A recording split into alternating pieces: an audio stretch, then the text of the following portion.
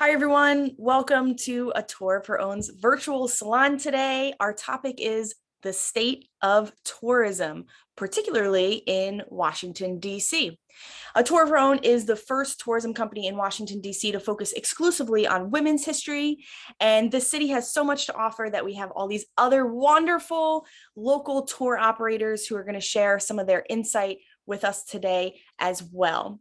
The topic of today is just to basically talk about how the city has been impacted by the events of the past 2 years, particularly COVID-19 and some other, current events and challenges that we faced, and just to really get an insight kind of behind the scenes at what it means to be in tourism in Washington, D.C. So my name is Kaitlin Calogera. I'm the president of A Tour of Her Own, and I'm just going to go through and let several people introduce themselves. I'll pass this off. We'll do sort of popcorn, so you pass it off to the panelists. I'll pass it off to Rebecca Grahl, who is the vice president of education with A Tour of Her Own.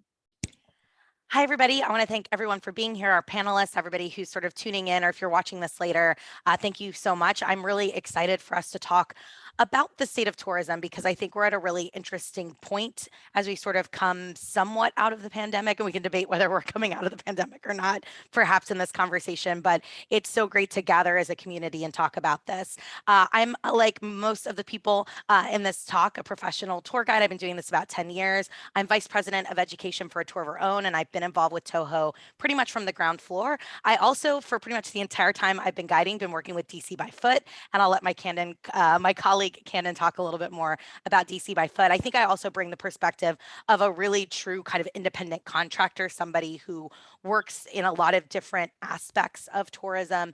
So I hope to sort of bring that. That said, I'll pass it off to Candon, my true North Star. She has guided me through this pandemic so much. You can call me your Candon. I can't, just my Candon. That's cute. That's really cute. I like three in the world, so it's fine. I'm yours. Yes, thank you. I'm Candon Arciniega, published under Candon Schwantes. Really am the only Candon. It's like Cher. I am a licensed tour guide in Washington, D.C., have been for about 11 years now, but I run a company called DC by Foot here in Washington. Worldwide, we're known as Free Tours by Foot. So we have 56 cities in various places where we partner with tour guides and other companies. So I have my hands involved in tourism in a lot of different places, though myself, I only lead tours in Washington, D.C. And I am very honored to be on this panel with so many great people that I know, mostly through social media or, passing along with our own various groups on the mall. So that's me. I guess if we're popcorning it, I'll pass it over to Rachel of Historic America. Thank you. And thanks, Kaitlin, for having us all here today and gathering to have this conversation. So I am the co-founder of Historic America Tours, and I got my start in tourism going to ITMI in 2013. So I started out, when I finished ITMI, I immediately moved to DC. But it was actually a while before I guided in DC because I was doing mostly over the road stuff, tour directing. So with the same 50 people for 2 to 4 weeks. And I just come here for my downtime. And then when I had my daughter in 2015, that's when I started guiding locally, doing mostly student tours. Fast forward a few more years, I met Aaron Killian through another tour guide. And he already had Historic America, was really just doing kind of private battlefield tours. And so we joined forces and made Historic America a real thing with all kinds of different tours going on throughout DC. And our tours are hands-on history, so they've got a multi-sensory element to them. But yeah, so that's a little bit about me and a little bit about Historic America. And I'm Rachel Tracy, by the way. I know my thing there says just Historic America, but I'm Rachel. Awesome. Thanks, Rachel. We'll pass it off to, let's go over to Rob with TripX.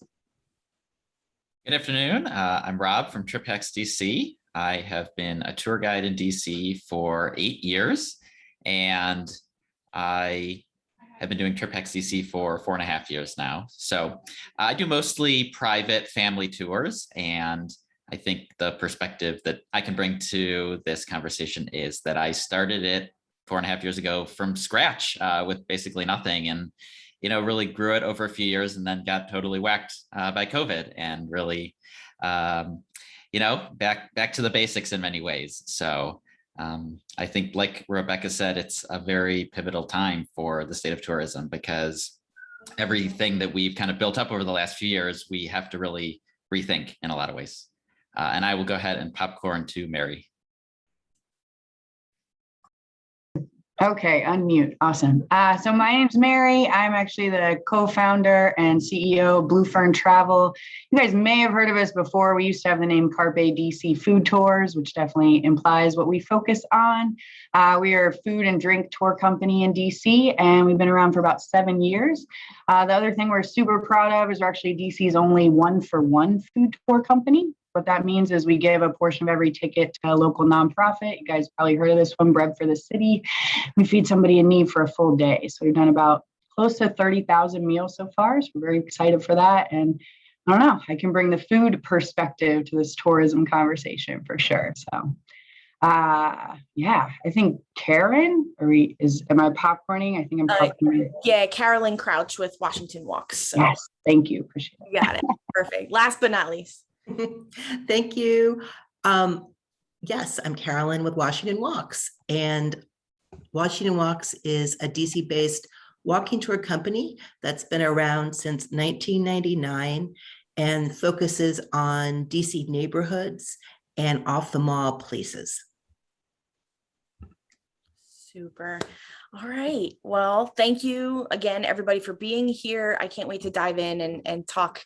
We're tour guides. This is what we do. We talk, right? The trick here will be to get us to stop talking. I love this idea that we were talking about multi-sensory tours and food and all the different aspects that we bring to tourism, because I think often people think, okay, history, and that's what it is. And we all know that tourism goes so much above and beyond that. So I'd like to maybe address, why Washington, DC? Why the nation's capital? How did we, get to this city, and what's unique about it, and what's the personality and character that drives you and your business to kind of, operate here? Let's go maybe a little bit in reverse. Let's go to Mary with food tours first. So, I think probably the easiest reason that I started here was I was already living here. I was actually I worked at the VA for about 8 years before, kind of during my start of this company.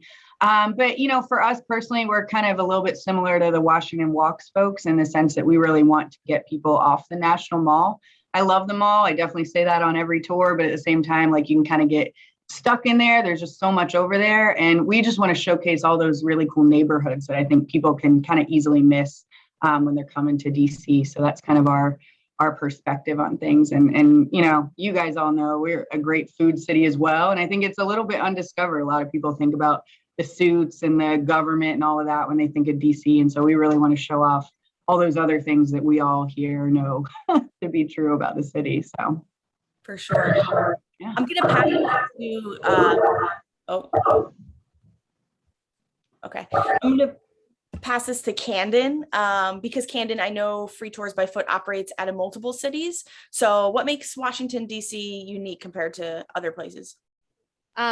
Just real quick, Mary, did you see what Omar said about Washington, DC food today? So, no. All right, get on Twitter. From the Blue Fern account and let them know, offer him a tour because he said Washington DC is not good with food, which is wrong. I'll set him straight. Andreas clap. Dust off my Twitter account. Yeah. So I kind of came to tourism in Washington DC in a roundabout way, but I've always said that the reason it works so well. So I moved to DC and 2 weeks later started working as a tour guide for the National Mall because my degrees are all in history. And I grew up in North Carolina, so not super far. I used to come here all the time because I'm a huge nerd, and so much about Washington, DC for school groups and a lot of the general tourists coming for those federal buildings and the National Mall, it's not so much particular to, like, you can segue so many various aspects of American history, which is what I studied. And then I started guiding and being here full time, and now I love to go into the neighborhoods. Georgetown is my specialty. I'm working on LaDroit Park right now. So like these smaller parts of DC that I think tourists really should explore, and locals alike, because you know it's such a great place with great history that you don't really know a lot about. But then getting people to come to Washington DC, they all come for the memorials and the Capitol building and waving to the White House. And once they're here and on our websites and seeing what we do, or meeting us and getting us to like, oh, you know, you should really go check out this neighborhood. It has a lot of this type of history, or you got this restaurant is here, but while you're there, also explore this. And it's what I've noticed with, I don't know, everything that happened in the past 2 years. So many people that I've been meeting on my tours recently are Americans. Obviously, we're not getting international guests right now. And they're like, oh, well, I wasn't planning on coming to DC, but my trip to London got canceled or what have you. And they're like, well, you know, I realized I never been to DC. And then once they're here, they're like, okay, I didn't schedule enough time. I'm going to have to come back. I can't believe I waited so long. And I think part of what our goal for everyone is to push the word out that DC is much more than just the federal core. And it is a great place for anyone who is interested in music or food or museum. Like there's a little bit of everything in this city. And so no matter what your interest is, there is a museum or a tour or something that, you know, you can find for you to do here. Yeah, absolutely. I know this past weekend we had art all night, which was taking places in a couple different neighborhoods. We have a major theater scene here too, which I think runs parallel to tourism, in that they're also just kind of getting back and operating at the moment. But yeah, definitely getting off the mall. I know I live in Petworth, and I was exploring this neighborhood and was super surprised with the cemeteries and just things I was coming across. We'll stay on this topic just a little bit longer. I'll pass it to Rachel Tracy. And to talk to us about any places that you go off the mall that is multisensory and can offer different kind of experience than sort of the traditional sites. Yeah, for sure. So, and I absolutely second everything that was just said, as far as you might get them on the mall, but then you tell them, oh, we also have this experience. We also have that experience. You can dive in a little bit deeper. We have a few, one of our favorite ones is Music and Murals, which is at the U Street corridor. And so to tell the musical history, we everything from jazz and go-go to punk. We touch on a bunch of different music, and we use the murals to kind of tell the story. So the public street art carries the stops together. And the multi-sensory portion of that, all of our tours have something that you can taste, something that you can smell, and then tactile items that you can touch. So when we're talking about go-go music there, we're passing around a cowbell so that you can experience using a cowbell, and then you're listening to go-go on the iPad and seeing if you can hear the cowbell being used in it. So things like that really get folks involved with the story. Of course, we taste mambo sauce because that's the taste of DC, right? We have all of those things incorporated even into our national mall tour, and that goes into, it really came out of my background in history education and desire to reach all learners, and then also just experiential learning, that if folks get to really experience something, it's more. So we've got the U Street one, we've got one in DuPont that's Prohibition themed, and then we also started our first food tour in Old Town Alexandria, Soul Food Saturdays. So those are kind of our off the mall experiences. Cool. Awesome. Thanks for sharing. Okay, so let's pivot a little bit here. I want to come over to Carolyn, Rob, and Becca and talk about what it means to work in this industry from a small business perspective, and then also maybe from sort of a freelance perspective, and kind of the different mediums that we use, right? So I know we're tour guides and we're small tour operators. I know, Rob, you do a lot of work sort of in podcasts and YouTube and video production. So Carolyn, can you talk about what does it mean to be a small business in tourism and in Washington, D.C.? What has your experience been since 1999, which is quite incredible. Congratulations on that. Thank you. I would say that there's been a proliferation of small tour companies since Washington Walk started. 20 some years ago, I could count the small businesses on one hand. I don't think I needed all 5 fingers either. The industry then, I'd say for the first decade, tended to be dominated by larger players that focused a lot on mainstream tourists and getting people to the iconic sites that tend to be around the National Mall area or over in Arlington Cemetery. But then I'd say in the past 8 to 10 years, there has been this really fun explosion of other small tour companies. For Washington Walks, I think the challenge, but then also what's been really fun is finding what your niche is going to be.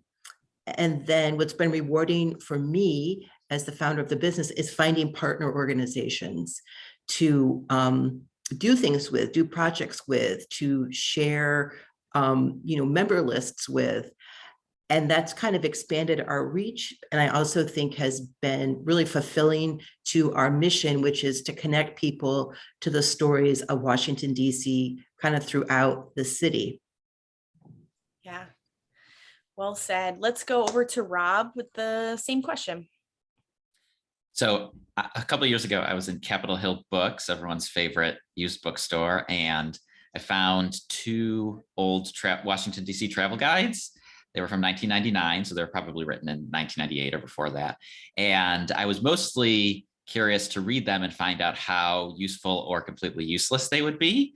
And, the restaurant sections were not especially useful nowadays, 20 years later. But the one thing that I did find quite fascinating was that there was a section for if you want to hire a tour guide, and there were 3 tour guides. They were listed by first and last name, not by company. And there was a phone number, and it just said, give them a ring if you want to book this tour guide. And it made me realize that in the pre-internet days, there was very little opportunity for a small business to get started. And that's one of the beauties of the world we live in now, is that you don't have to rely on a printed book to get your name out there and hope that people buy this book and find you, that you can actually go straight to the people. And that's what I've tried to do using social media and videos and podcasts and such. And it had mixed success, some years better than others. Of course, the last year being especially hard, but I really think that that's an amazing opportunity that exists now that didn't before. Well said. Yeah, there's definitely more than 3 tour guides in Washington, D.C. now. So that's a really good transition to come to Rebecca Grahl to talk about that sort of freelance contractor aspect of the game, which I think most of us have probably done at some point or another, still continue to do. And also, if you could talk on why should people, book a tour guide when they come to Washington, D.C., or really other cities and countries as well? What is the importance of our careers and of our roles as in the community? Go ahead, Becca. Sure. I just want to share a quick anecdote of leading a tour on the National Mall a couple years ago. I saw Rob, as I often do, out in the field, hey, what's up? Nats cap. That's usually like when we see each other. And I was with some guests, and Rob walked by and we waved, and they came up to me and they were like, do you know him? And I was like, yeah. And they're like, oh my gosh, we're obsessed with his YouTube channel. And they had tried to book with Rob and he was sold out. And so we were like their backup choice, their second chance, which just made me laugh because it was like the power of social media and what that element can do for individual guides as well as companies. It's crazy even now. Well, like I did a tour the other night and someone's like, oh, I know your name because I read all the reviews. The way in which people make travel decisions now and in the last 5-10 years is so different from how they were planning travel and thinking about travel 20-30 years ago. And I think it's at some point in this conversation, the travel industry, larger scale outside of DC, has changed so much and evolved so much. And in many ways, DC has been perfectly situated for that because we're a city that people have a lot of big things they want to check off a list. But then we also have all this great tertiary and supplementary activity that appeals to the new way that people want to travel, which is narrative based, food based, sensory based, social justice based. These that people want more than just checking off a list of major sites. So as an independent contractor, as a freelancer, when I first started, it was kind of a great time. 2012 was a really good time in the travel industry in DC. Things were really booming. But there were definitely people who told me, you got to be with the big guys. If you're not with the big companies, you're not going to work. You're only going to work if you do this kind of audience, this kind of tour. And really quickly, it was like, no, I think actually things are changing. And the guides and the companies that were adept to recognize that people want to get off the mall. People want to explore food. They want to explore theater. They want to explore culture.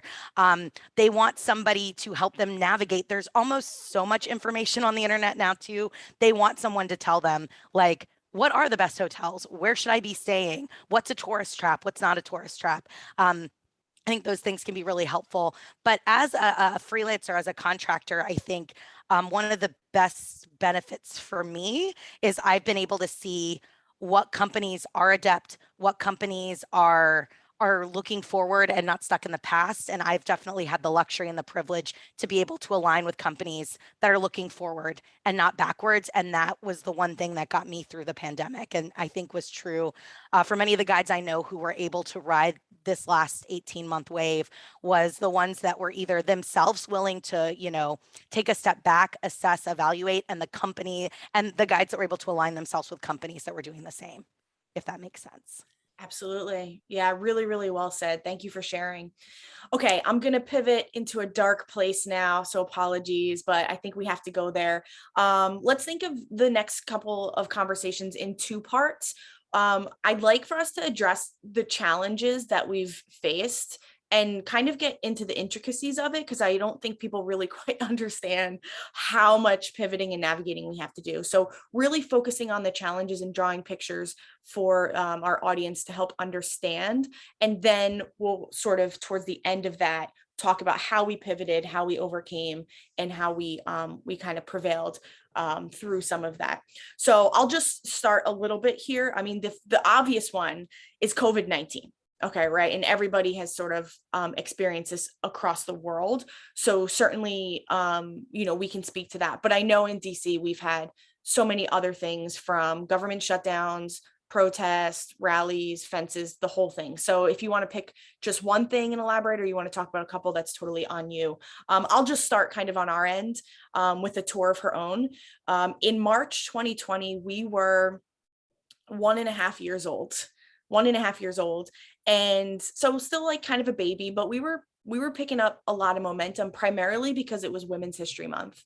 I mean, we were like, it was really the first Women's History Month where we could really be super organized and know what we were going for. And so when the pandemic hit for us, it was the timing of it, I think, was really quite dramatic, because Women's History Month, and also it's sort of the beginning of the season for us, for cherry blossoms, for students, for people coming into the city. So I'll start there with just the timing of it. The winter sort of had come and gone, and we were all gearing up for the excitement of spring and what that means for us in this industry. And I think that was one of the first things that we really had to come to terms with in regards to COVID-19. So I'll pass this off. Does anyone else want to jump in here? Let's go to Mary, because I think the restaurant industry probably falls deeply into this category. It definitely does. For us personally, we actually partner with Cherry Blossoms every year, and it's a good, multi-month pre-cherry blossom, we're working with them and figuring out what we're doing, all of that. And so, right out the gate, we got to just toss all that work out the window, along with a lot of refunds. We were actually having a really awesome year. I feel like everybody says that. I'm like, but it was true. We were having the best year, right? Up until March 13th. Yeah, the food industry, of course, like it basically shut down for the most part. And, I kind of mimicked a little bit of what we pivoted by kind of watching what the restaurants were doing with like, we tried some food boxes and things like that. And I know we'll get into our pivots later, but yeah, I mean, for us, I think in a way we're kind of lucky because we have all those vendors and like, they're kind of the front lines of how they deal with every COVID adjustment, whether we're wearing masks inside or outside and things like that. And they have some really great partners that I'm very confident in their abilities to kind of navigate that. So we kind of watch them and just kind of do what they feel like is safe, and they kind of let us know. And it's definitely a solid feedback loop there. But yeah, I mean, it was definitely like a grinding halt for like a while. So I'm sure you guys are all kind of in that same boat there for sure. Was there like a major frustration that you felt or you felt like your vendors were dealing with? Because I remember there being a lot of change in the policies, right? Like you could do takeout, you could do, okay, you can have certain people inside, or you have to wear a mask inside. Now you don't. Like, was there one major thing that really kind of tripped everybody up? I mean, I do think it was definitely a moving target, and so no one could really be super sure whether it was us giving tours, whether it was customers, no one could really be sure on any given day. I even have some people in my inbox right now asking if when they come to town, they need to bring their photo of the vaccine card, which seems like the obvious yes, of course you do, but you just never know, right? They're just kind of always moving around. Yeah, I mean, I don't know that there was one particular thing. I feel like for us, we kind of around midsummer just redid our whole tour to be all outdoors because that was like the safest bet. And so basically that's what's happening right now. We have all outdoor food tours, which create their own challenges, but that was kind of the only way we were going to be able to like sidestep it without having to navigate the ins and outs constantly. So. Yeah.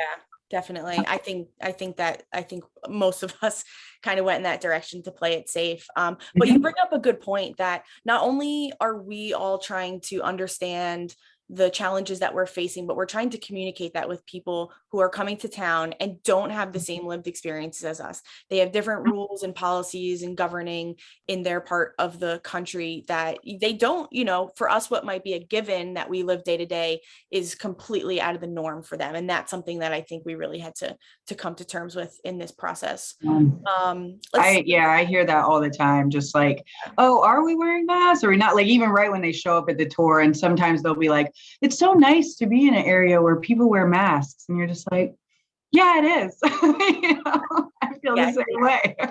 So. DC has definitely been on top of the mask game and now vaccination process for sure. So that COVID-19 just one challenge. I'm gonna go up to Candon and see if she has any more to elaborate on. All of them, so many things. So I feel like because I work international, I started really like worrying and thinking about COVID-19 before a lot of places. Cause like, oh, it's not going to come to the States. And I was like, well, that's fine. Cause I also have tours in Hong Kong. So I like when things came to the States, I was like, that's fine. I have a plan. I did this. Like Mary was saying about refunds. One of the things that was so hard for me to explain to people is like, I didn't lose 100% of my business. I lost 150% because I had already used the pay. Like I paid my mortgage with what you paid me for your tour at the end of March. And now I'm refunding you that tour, but I don't get a refund on my mortgage. So that was super hard. Focusing on Washington, D.C., January 6th, insurrection, actually a good anecdote. We all closed March and April, and then we really started focusing on, we didn't have to pivot how we run our tours because they're always all outdoors and small groups and please don't stand too close to me, I've just met you. Like that's always been the case. So we were able to really start reopening tours once we were allowed to really like focus towards locals. And one of our most popular tours for locals is an evening scandals tour around the White House. So we had our first tour booked. I think it was a Friday. It was a weekend. And it was fully booked for the small group number of people that we wanted. People had paid in advance for it because we were making sure that guides could have a guaranteed amount. And we were all excited. And then George Floyd and Lafayette Square and Trump walking over to the church and all that happened. And we had to cancel the tour. So the very first tour we had scheduled when we were trying to survive COVID, we had to cancel because of things that are very common here in Washington, D.C. Something that I've been having to really focus on a lot in the last couple of weeks, when September 18th and the media was talking about how DC police were on high alert. And so they were trying to cancel their tours. I was like, look, I get you. DC police go on high alert all the time, though, just so you know. It's just the media is now focusing on this. But I think like the media, the news is so like in tune to what's happening in Washington, DC lately. And because media tends to be sensationalized, a lot of focus is on that. We're like, no, like things in Georgetown are going to be fine. I'm not worried about that. Please still come on my Georgetown tour. And then I don't know, I haven't actually checked the news in the last couple of days. Is if the government shuts down on Wednesday, that is a whole other slew of issues. I know Rebecca and Kaitlin and I were talking earlier.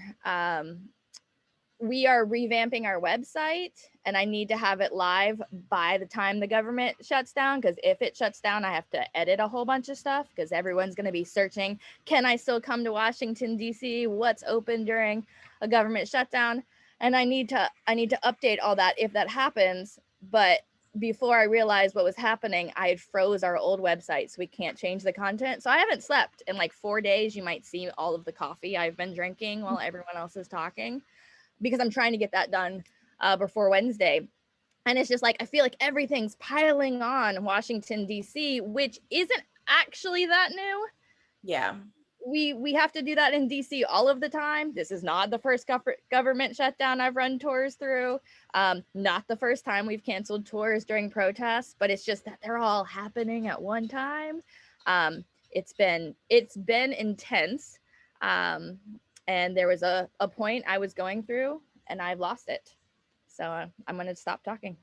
Yeah, no, you brought up really good points. It does. Things have just sort of piled one on top of another without a lot of, I think, ability for us to adapt the best way that we can. We just sort of, are kind of reactionary a lot of the time. And just to paint a little bit more of a clear picture, we talked about March and the Black Lives Matter protests were in June. And it's not like we knew all tours were canceled in March and we had 3 months until we knew that they were coming back and we could plan. It's like, okay, tours are coming back in 2 weeks. Okay, no. Now give it 6 weeks. Oh, you know what? Fence is going to go down. Like, it was just constant. Like, you just didn't have the information to make informed choices. And then, so just as I think DC ramped up like a lot of testing in June as well. So just as that came, I think we all felt comfortable getting back out there.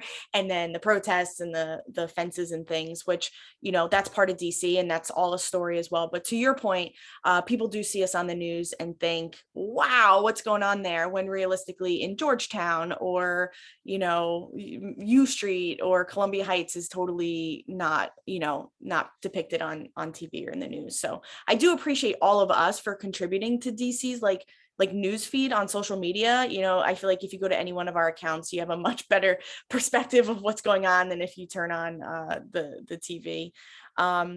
So what about let's go, I don't know, Rachel, any challenges, particularly like you're very multi-sensory tours, so so there were a few specific challenges. I guess the first thing I wanted to say is we were also a baby business, and we were set up for it to be the best season ever. So when Aaron and I first started, we wanted to do small group stuff and have the opportunity to build tours that we weren't able to do on student tours and those neighborhood things that we were talking about. But then going into 2020, we had gotten a number of contracts for step-on guides. And that was actually where we were looking to, so we were kind of, these small group neighborhood tours took a back burner to us getting our guides set up to be awesome bus guides for the upcoming season. So of course we went through the same challenges as everyone else with not being able to run tours at all, and then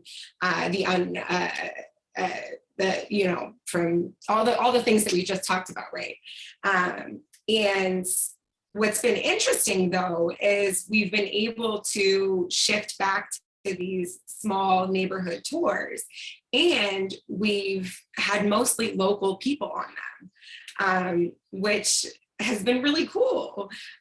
So I think that's something, not necessarily a silver lining because that's way too rosy, but it's been nice to get into those neighborhood tours.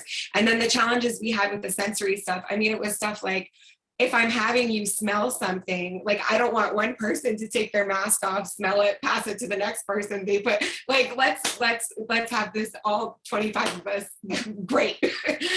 So we started doing things where I would blindfold the guests and say, okay, ask a question, and then have them try and guess what they were smelling. And so the group was involved because it's funny because someone's guessing something, but doing that instead of having everyone smell from the same bag of tobacco or whatever we're sniffing at that moment. But yeah, so we've been able to work around those things and still have those sensory elements.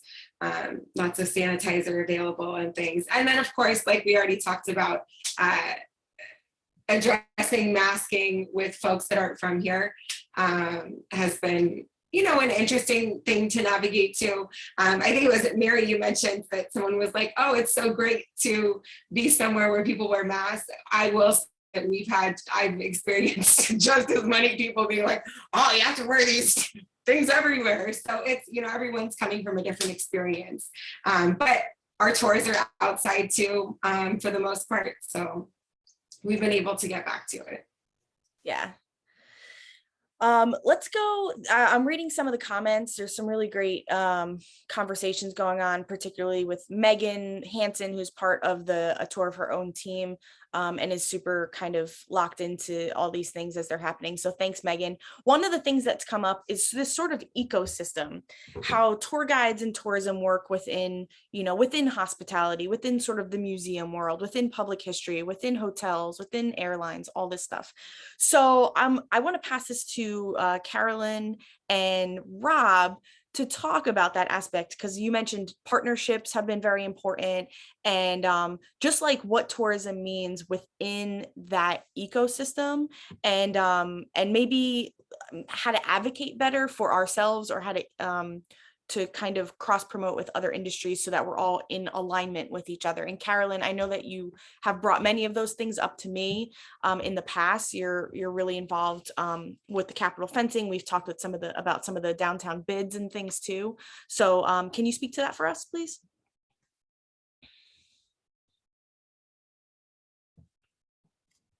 Sorry, I couldn't unmute.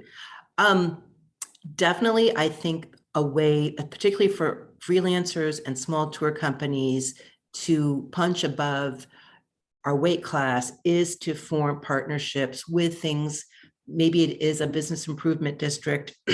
Maybe it's a site, an attraction that's in a neighborhood where you give a tour.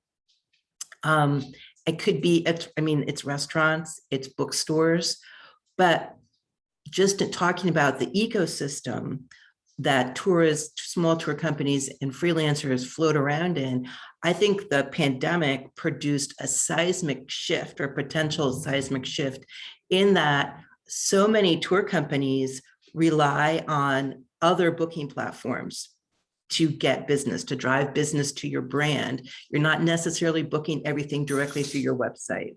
And the proverbial shit hit the fan when the shutdown happened, because a lot of people, a lot of customers became unhappy because they couldn't get a refund quickly, effectively at all sometimes. And there was a lot of disenchantment with booking platforms. And I think what that sparked was a lot of, really good brainstorming. I think there's been some platforms that have arisen that are very much pro tour guide, pro small tour company. And it's just made us think how to be more nimble and how to drive more traffic to our website so that we're in control. It's like we're creating our own ecosystem. I think that's how I feel, knowing that I exist within the ecosystem of tourism and hospitality in DC. But I think if there were blinders on, they came off, because realized, you have to kind of have resources to be there for your customers as the brand. You can't necessarily rely on other large brands that might be out there and they have power, but they don't necessarily have good customer service. Super good points. This is a service industry. We work on customer service, where it's a very face-to-face interaction with our people. There's a lot of, reaching out pre-tour. There's a lot of follow-up post-tour. And without a doubt, this is customer service. So I think that you bring up really, really good points about that relationship with our clients and with the people that we have built sort of trust with. So let's go over to Rob. Same question, just sort of about the ecosystem. Yeah, what I try to do with my content is to think about the whole trip. And I think, because that's how I think people think about their travels, is they don't think I'm going to go to Washington, D.C. and then the first thing they do is go look up all the tours that are out there. I think they think about, well, where am I going to stay? How am I going to get around? And then, what am I going to do? And so I try to think about the trip in that way. And I would love to, have some sort of model where we don't have to rely on any of those for-profit, websites that take 30% of every sale, and we could all just refer to each other. So I only really do tours on the National Mall. So I'm always happy to, when someone asks, hey, what else can I do? Recommend a Blue Fern tour, or a lot of my customers wind up taking the DC design tours as well. And so I think that there's plenty of opportunity because we don't all do everything. And so, if we think about what else there is that's great that's out there, I think there's lots of opportunities for that. Yeah, well said. Well said. Okay, let's talk pivots a little bit. What we did that actually worked. I know one of the things, we did several things. We launched the membership program. We did run some of our outdoor walking tours as they were, because they were set up, and that was something we relied on. But also it was kind of hard to move into this virtual space, because it's a little bit, for me, I felt, you lose that element of being in person and some of the benefits that guided tourism provide. So I know some of our pivots worked better than others, and some we sort of compromised, some we sort of invested in a little bit more, and that's all part of the journey that I'm sure that we went through. So I'd like to ask you all about your pivots, but also about the future of tourism. We talked about how the past 10 or 15 years or so, we have this emergence of small businesses, this emergence of niche tours. And also we've talked a lot about how to kind of support each other and cross promote, and how we build our own ecosystem within ourselves. And so what does the future look like? How do we stay united? How do we support each other? How do we keep tourism in the front of the city's most attractive kind of industries to seek out and be a part of? I will pass this. Let's go to Rebecca Grahl. So I'll let others maybe talk more about company pivots. As an individual sort of tour guide, I think the biggest pivot for me was a reaffirmment of what I've tried to build my career on, which is not relying on one thing, right? I just don't think that you can do that anymore. And if you're going to do that one thing, you have to do it really, really well, and you have to be amazing at it. But you can't just give tours for corporate clients. You can't just work for student groups. You can't just do one neighborhood or one kind of tour. I mean, maybe you can, but not if you want to do what I want to do, which is, build a career and build a life and be financially secure. And I think that we are coming out of this particular challenging set of 2 years, but there are still many challenges ahead. And there's still a lot of, I think, seismic shifts in how people travel, and that we're still going to be seeing over the next couple of years. And I think Washington, D.C. in particular is going to be seeing it. And this is a soapbox I stand on a lot with Kaitlin and Camden, but I think there's still a disconnect between what we on the ground in the industry see as how people travel and what some of the largest decision makers in our city see as how people travel. And so when we talk about some of the biggest organizations that promote tourism in Washington, D.C., they're primarily promoting big global conglomerate kinds of things, not small businesses, not niche tours, not thinking about the fact that somebody who goes on a tour also goes to a restaurant and also goes to a concert and also is at a hotel, that we're all interconnected and all those things have to be working together in a more organic way. So that's something I think of a lot. And as an individual guide, what I really try to do is encourage travelers when I can to think beyond just sort of what is easiest, which is to maybe hop on a bus tour, or what is this, and to really try to think about their travel in a different way. I also think for me, and this is something I know Kaitlin and I have talked about too, is you cannot, for me, have lived through the last 2 years and think that working in tourism means that you are neutral, that history is one objective truth, and you have to remove your life experience or the experiences of others from it. And I think that it's really, I've had time with this pandemic, and that's been a silver lining, to expand the histories that I learn and I know and I share, the stories that I share. I think doing things like understanding land acknowledgement and understanding the layered history of a place, and really assessing my content and breaking it down and saying, who am I talking about? What am I talking about? That's what we have to do going forward. I think that more and more we are going to be held accountable by travelers and by the people that we want to keep as customers and clients in that space. So that's something that Toho does really well, and I'm so proud to be a part of Toho. It's something that I know Canon has done so well in really trying to get our guides to work in more Black history and more women's history into our tours. But that's, I think, something going forward as an industry we have to assess. And I think we have to acknowledge right now in this space, like, this is not the most diverse panel that could exist. Canon and I struggle with this all the time. How do we make TC by Foot more diverse? How do we get more diverse voices in? And I think that's something as an industry and as a group of small businesses, we have to grapple with going forward. 100%. That was Rebecca Grahl preach. Like, that was a truth bomb in all sense of it.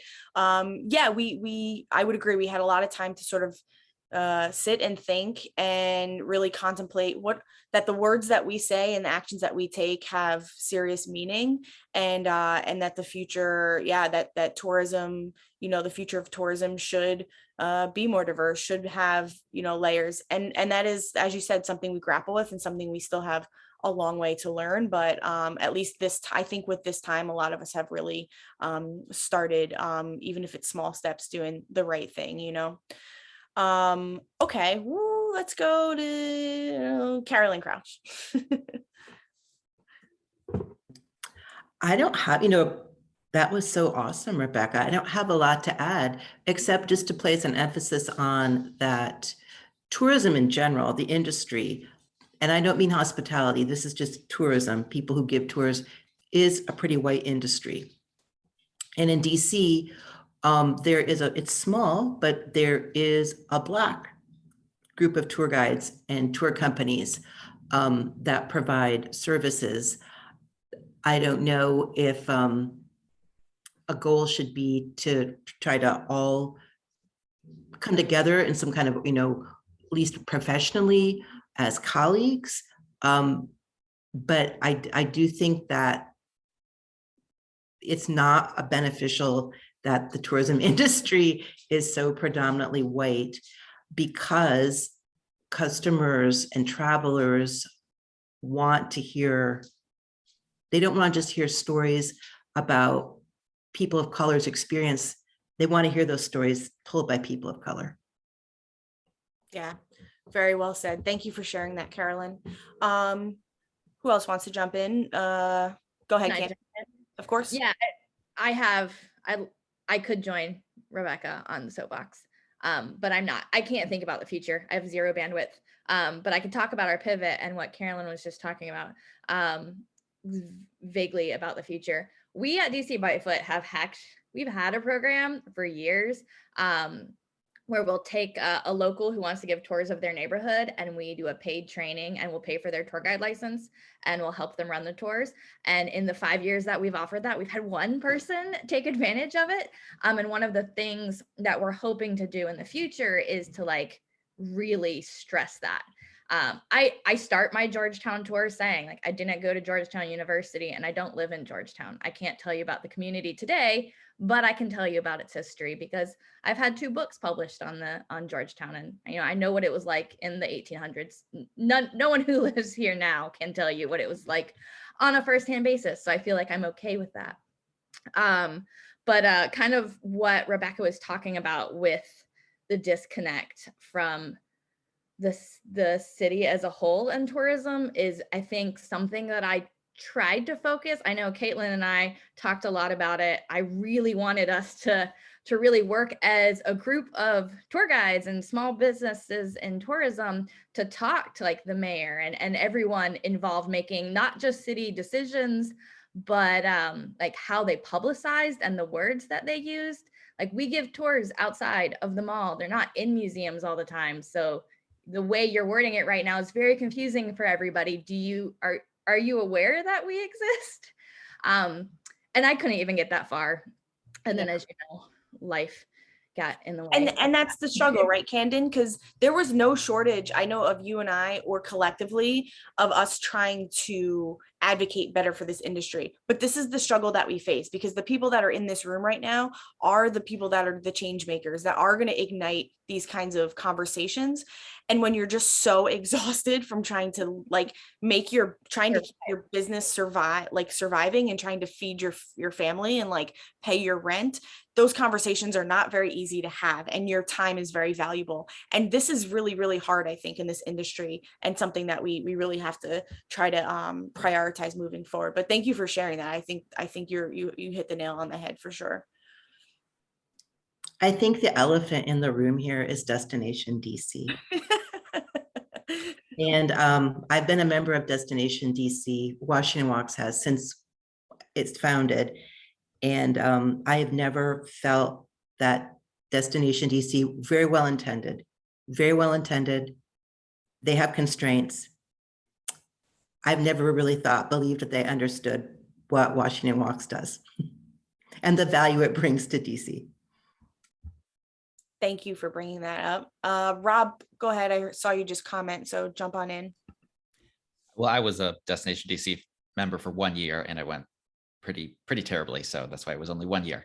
But as far as pivots, I would say I had no successful pivots. The hardest part about 2020 was the shiny object syndrome, and everybody coming at you, buy my $1,000 course and I'll teach you how to do a virtual tour, or I'll teach you how to do a mail order box system, or there were just so many out there. And I know people were desperate because they needed something, they needed some money coming in the door. But in the end, I decided, at least for me, it was best to just stop all spending and just put the whole thing into hibernation, because I just saw a lot of people, unfortunately, go down those paths and it didn't work out. And now I'm afraid they're even more in the hole than when they started. So to me, sometimes focusing on what you do best and just doing that the best is what you got to do.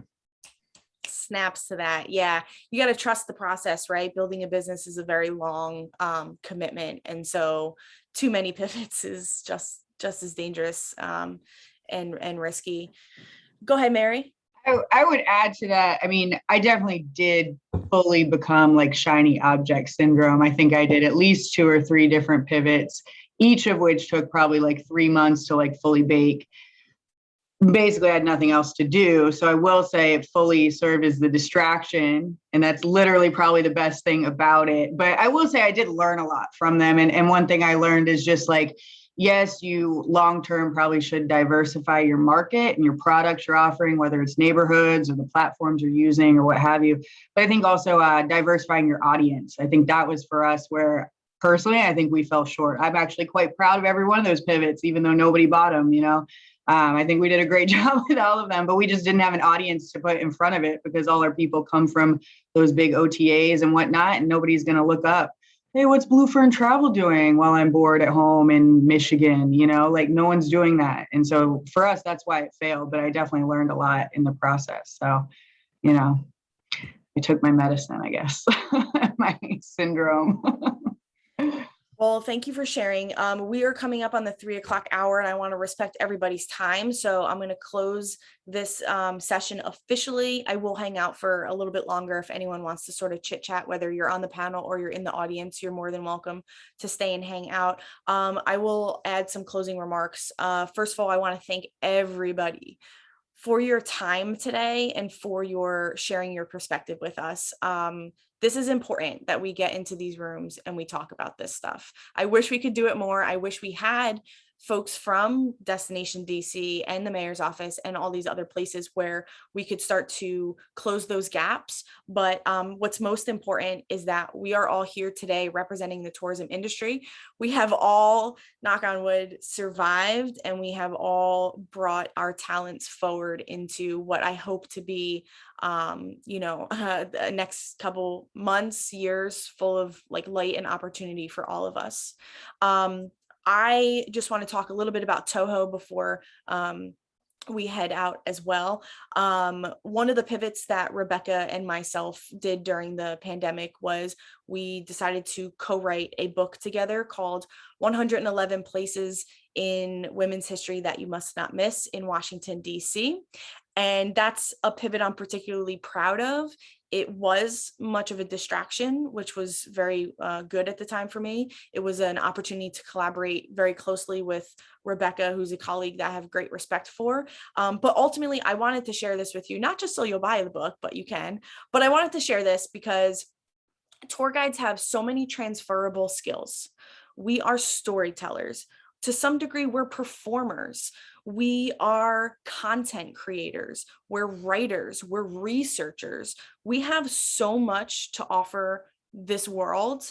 And I am so eager to keep sharing that with other people because I know that what we do is so important. And I know that you all know that. And beyond just our individual contributions, together as a whole, we really, I think, help, share a really special city with a lot of people. This is the nation's capital of the United States of America. That's never lost on me. And as many times as I see those beautiful monuments and memorials, it gives me all the good feels. And I know that we all kind of share this passion for the kind of work that we do. I want to thank everybody in the audience, whether you're watching it live or you're watching the recording, for your support of A Tour of Her Own. Please go and check out all of these wonderful small businesses, shop local, go to your local restaurants, your local boutiques, and really shop mindfully.